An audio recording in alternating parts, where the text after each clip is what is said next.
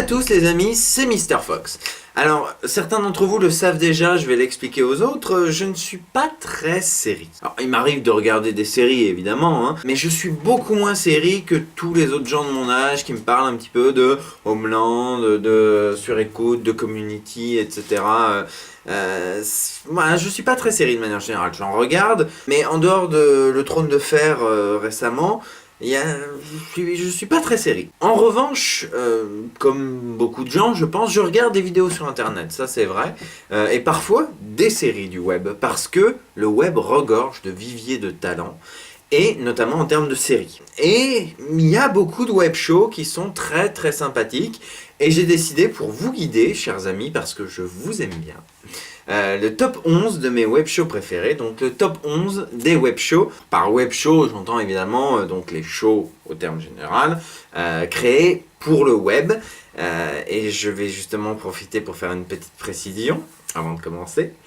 Noob, Nerds et Flanders Company ne sont pas des web-séries.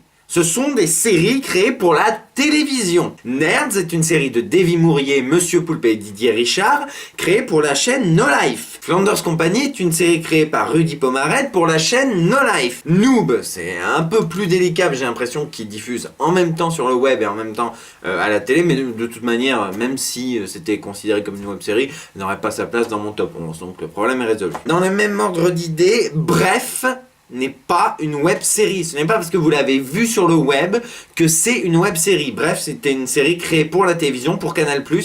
Si ça avait été une web-série, ça aurait été la web-série avec le budget le plus abominable de toute l'histoire des web-séries. Mais c'est une série télé. Dommage. Et enfin, toutes les séries du Palma Show sont des séries créées pour la chaîne Direct 8 et absolument pas des web-séries. C'est pas parce que tous les épisodes étaient à un moment sur YouTube et que vous les avez tous regardés d'affilée sur YouTube que c'est une web-série. Non, c'est une série. On est d'accord ? Très bien, alors on commence avec le numéro 11. Drop it.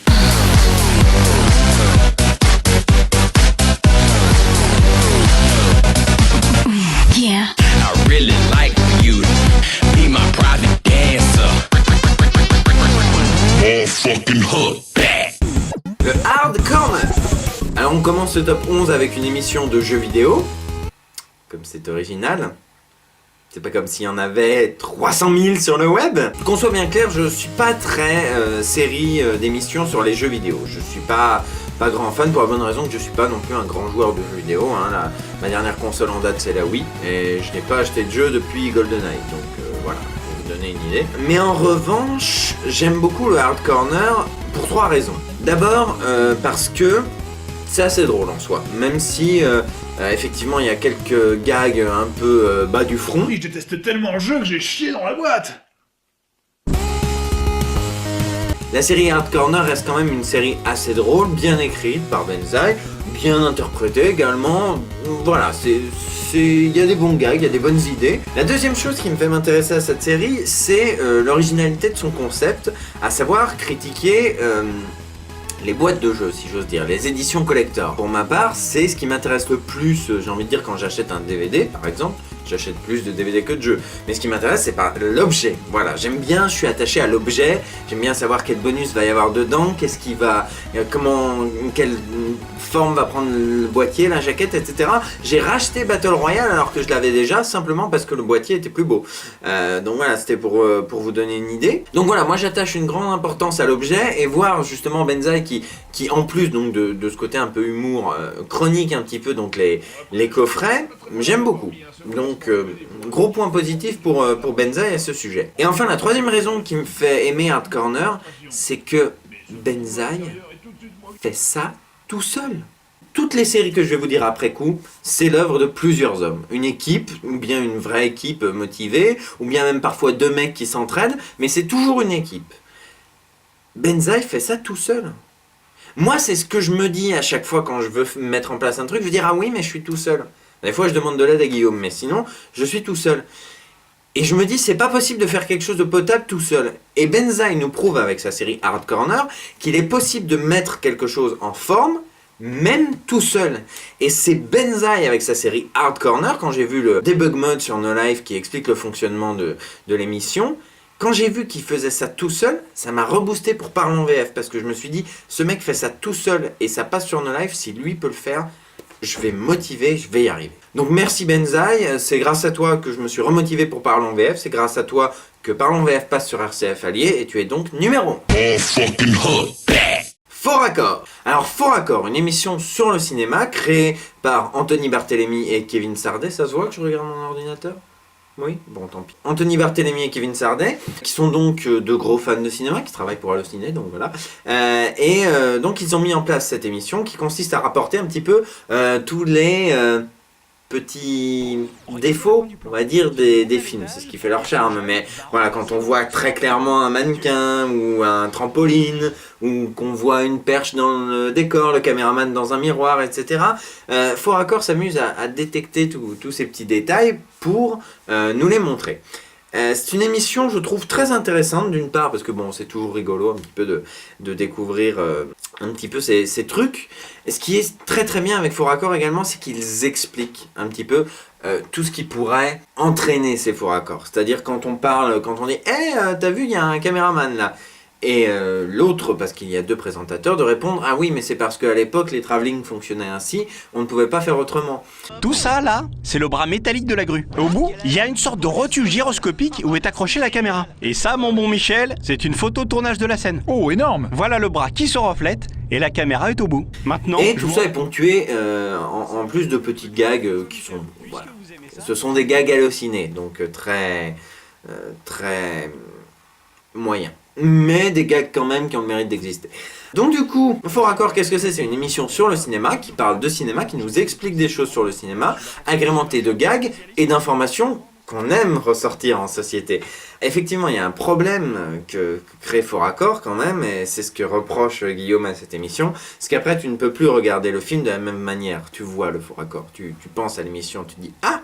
Là, effectivement, tu ne peux t'empêcher d'y penser. Mais c'est quand même une émission super, et qui en plus, alors vous allez me dire « Ah, mais c'est pour ça que tu l'as mis dans ton top 10 », pas du tout. Non, mais en fait, à un moment dans certaines émissions, ils ont fait appel à des comédiens de doublage que j'apprécie particulièrement. y a rien qui vous choque. Putain, qu'est-ce que tu joues mal le mec qui se prend des balles. C'est parce que les balles, je les donne, je les reçois pas. Non mais vous jouez super bien, c'est pas le problème. En tout cas, ça n'a aucune incidence sur leur place dans le classement. Ils sont numéro 10, ils l'ont bien mérité. Trimoria Trauma, le making of. Alors Trimoria Trauma, le making of, c'est sans doute le truc le moins connu de ce top 11, sauf pour les gens qui me suivent assidûment, qui voient ce que je fais niveau fiction audio et qui du coup connaissent Flo. Pour les autres quand même qui ne connaissent pas, je vais resituer, c'est quand même important. Flo, c'est un créateur de feuilletons audio, donc il a mis en scène des feuilletons très sympathiques comme L'Agent Zéro, Gilbert le Hamster et Trimoria, qui raconte l'histoire d'un fou. En dehors de ses séries MP3, il se met souvent en scène dans des vidéos et il se met en scène comme un être très, très singulier, un peu fou, pas d'amis, dépressif, etc. Le mec pas fréquentable. Et donc il joue avec cette image depuis un certain temps, et Trimoria Trauma, le making of, ça met en scène donc ce personnage de Flo, qui souhaite mettre en place une nouvelle saga MP3, une nouvelle fiction sonore, et ce faux making of retrace un petit peu qu'est-ce qui va lui arriver. Moi j'ai découvert ça en pensant que c'était un vrai making of, et du début à la fin j'étais happé. C'est vrai que ça se voit que c'est un faux making of. Quand on y réfléchit, on se dit attends, il y a des changements de caméra, c'est vrai. Mais alors, ou bien je suis un peu con, ou bien je suis fan de Flo à la base et ça a influencé mon jugement, mais j'essaie toujours de rester objectif quand je regarde quelque chose de ce genre. Et vraiment j'ai été happé. C'est un profond sentiment de malaise qui se dégage de Trimoria Trauma, le making of, un plus non négligeable. C'est-à-dire que quand on voit la série, quand on ne sait pas à quoi s'attendre. Et cette série, c'est une accumulation de moments gênants où on est comme ça, ah purée, on a hâte que ça se termine.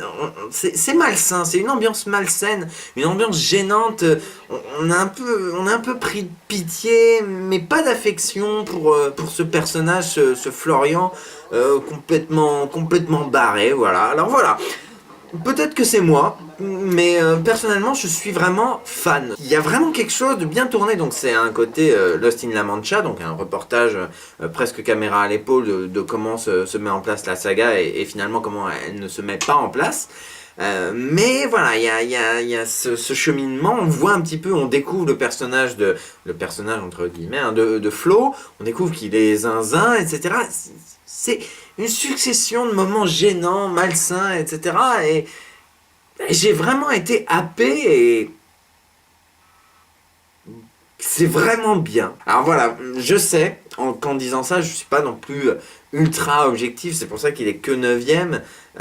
Mais vraiment, moi, c'est mon coup de cœur. C'est mon coup de cœur. Donc je vous encourage à voir Trimoria Trauma. Et je crois que Flo a mis en ligne un petit prologue pour ceux qui ne connaissent pas du tout son univers, pour vous permettre un peu de le situer. Donc Trimoria Trauma, à voir. J'ai jamais su dire non. Donc J'ai jamais su dire non, c'est une série de Slimane Baptiste-Berhoun, un des larrons de French Nerd, avec donc Mathieu Poggi, Slimane Baptiste-Berhoun, Florent Dorin et un tas d'autres comédiens et comédiennes talentueux. C'est donc une sitcom. Par sitcom, j'entends pas rire enregistré. Ce côté situation de la vie quotidienne qui s'envenime, etc.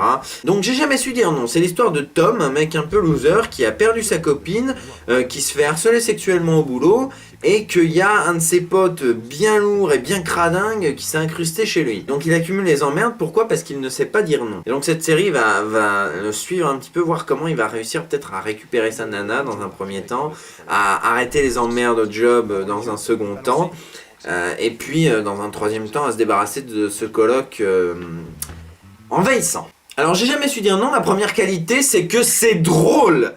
Mais putain, c'est drôle. Ça supporte moyennement le deuxième visionnage, à moins de laisser vraiment un bon temps passer. Mais purée, c'est drôle, c'est drôle. Il y a des mots, il y a des expressions qui vont vous faire pisser dessus de rire. Je vous laisse découvrir si vous ne connaissez pas, mais qu'est-ce que c'est les histoires va être une catchphrase qui va vous hanter pendant assez longtemps. En plus de ça, pour ne rien arranger, les comédiens sont très talentueux. Bon, Mathieu Poggi, c'est pas une nouveauté, hein, il a été déjà bon dans Le Visiteur du Futur, ça ne change pas à ce niveau. Slimane Baptiste-Berhoun également, mais on fait également des bonnes surprises comme Lenny Cherino qui joue donc la collègue de travail de Tom, et surtout Christophe Barberon qui est donc le collègue de travail de Tom et qui est un sacré phénomène, un sacré gaillard. Pour résumer, J'ai jamais su dire non, c'est une sitcom, homemade, qui quand même est correcte techniquement, il n'y a rien à redire, c'est du bon travail, c'est des gens qui savent faire une série, même si c'est une série amateur, même si c'est une série faite avec les moyens du bord, c'est une bonne série, bien écrite, bien interprétée, drôle. Et puis voilà, et en plus je vous encourage à voir les Editor's Cut qui sont des épisodes bonus où on voit Slimane Baptiste-Berhoun discuter avec son monteur. Et c'est une manière de mettre en scène les bêtisiers, ce genre d'anecdotes de tournage. C'est une assez bonne idée, c'est bien fait. Donc moi je vous encourage à voir cette série, d'autant plus que va peut-être y avoir une deuxième saison. On est en train de suivre un petit peu ça sur le forum fan French Nerd. Donc je vous tiens au jus, mais a priori il va y avoir peut-être une saison 2, donc suivez ça. Chips! Chips?